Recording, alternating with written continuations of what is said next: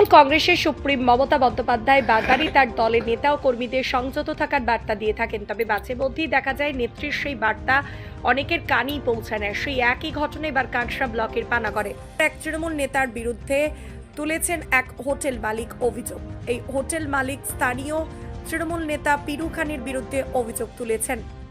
ওই তৃণমূল নেতা তিনি নাকি দলবল নিয়ে এসে হোটেলের পাঁচিল ভেঙে দিয়েছেন, প্রশ্ন তুলেছেন। সরকারি ভূমি দপ্তরের আধিকারিকরা রয়েছেন, তাহলে পিরু খান জমির কাগজ দেখার কে? এছাড়াও অভিযোগ শনিবার রাতে তৃণমূল নেতা পিরু খানের নেতৃত্বে তার দলবল কাঁকসার পানাগড়ের দার্জিলিং মোড়ে ওই হোটেলের পাঁচিল ভেঙে দেয়। পরে হোটেল মালিক গৌতম ধীবর কাঁকসা থানায় গিয়ে তৃণমূল নেতা পিরু খানের নামে লিখিত অভিযোগ করেন। এরপরেই ঘটনার কথা নিজের ফেসবুক প্রোফাইলে পোস্ট করে বিজেপি নেতা রমন শর্মা প্রশ্ন তুলেছেন, পুলিশের লিখিত অভিযোগের পরেও কেন পুলিশ ব্যবস্থা নিল না? তবে তৃণমূল জেলার নেতা উত্তম মুখার্জি সাফ জানায়, অন্যায় কাজে কেউ যুক্ত থাকলে রেয়াত করবে না দল। আমার এটা পুরনো 1999 সালে আমার মামা কিনেছিলেন। 1999 সাল থেকে আমি হোটেলে মামার রিপ্রেজেন্টেটিভ হিসেবে আমি হোটেলটা তৈরি করেছি। তো একটা পুরনো পাঁচিল ছিল পুকুরের ধারে, যেহেতু সেই পাঁচিলটি মানে ভেঙে গেছিল। 5 ইঞ্চি ছিল, সেটা আমি 10 ইঞ্চি করে এখনো পর্যন্ত রয়েছে। 10 ইঞ্চি করে আমি ফ্রন্টটা টেনেছি। সেটা অনেকদিন আগেই করা ছিল। হঠাৎ করে পিরু খান ভূমি কর্মাধ্যক্ষ নাকি পোস্টে আছেন কাকসা পঞ্চায়েত সমিতিতে, তো ওনার দলবল নিয়ে এসে এটা ভেঙে দেয়।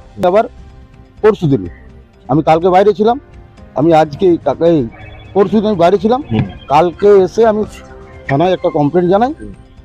কমপ্লেন জানিয়ে আমি আবার আজকে কাজ শুরু করেছি। আজকে কাজ শুরু করার পরে কাঁকসা থানা আসেন। আমি কালকে লিখিত অভিযোগ করেছিলাম, কাঁকসা থেকে নিয়ে থানায় সন্ধ্যে 6:30টার সময় ডেকেছেন। আমার বক্তব্য হচ্ছে, থানাতে আমি ভেঙে পরে বিচার হবে, তার জন্য প্রশাসন আছে, তার জন্য এই দপ্তর আছে, হ্যাঁ ভূমি দপ্তর আছে, বিএলআরও আছে। প্রোটেকশন কি পুলিশ এখন কাজটা বন্ধ করে দিয়ে চলে গেল? প্রোটেকশন কি বললো? আমি আবারও আমাকে বন্ধ করে দিল। আমার লিগেল পেপার আছে,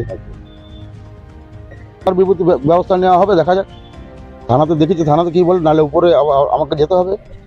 তো সেটা দপ্তর ভাঙবে। উনি কি দায়িত্ব দিচ্ছে? মমতা ব্যানার্জি দায়িত্ব দিচ্ছেন আগে যে কে ইনলিগাল করছে সেইগুলো ভেঙে দাও।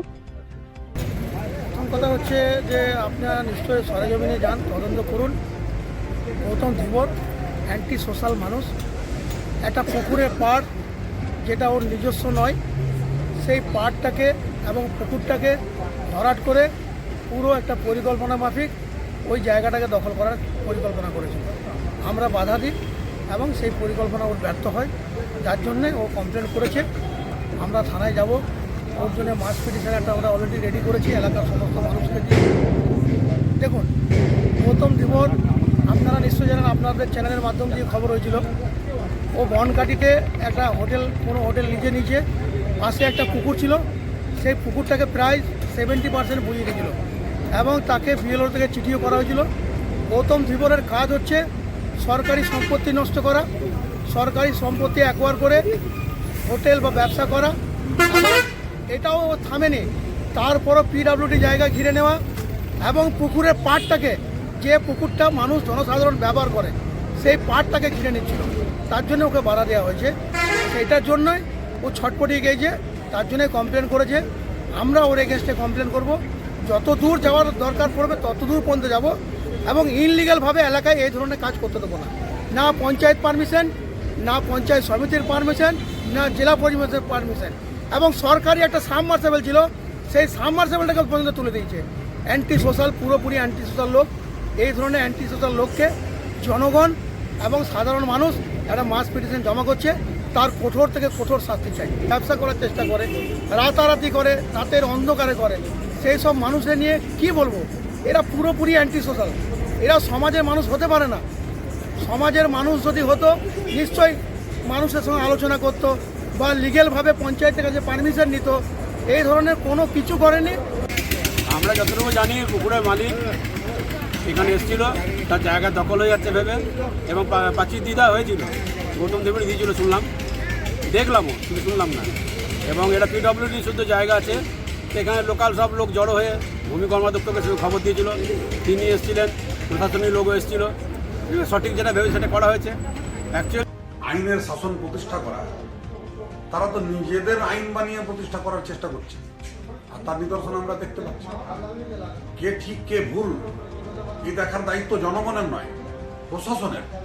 কিন্তু যারা প্রশাসনের উপরে আর লেজিসলেচারের হিসাবে বসে রয়েছে, কর্মাধ্যক্ষ হয়ে বসে রয়েছে, তারা কি দাদাগিরি করার জন্যে পশ্চিমবঙ্গকে কি পুরো পশ্চিমবঙ্গকে কি সন্দেশখালীর শাহজাহানের রাজত্বের মতন কি পরিণত করতে চায়?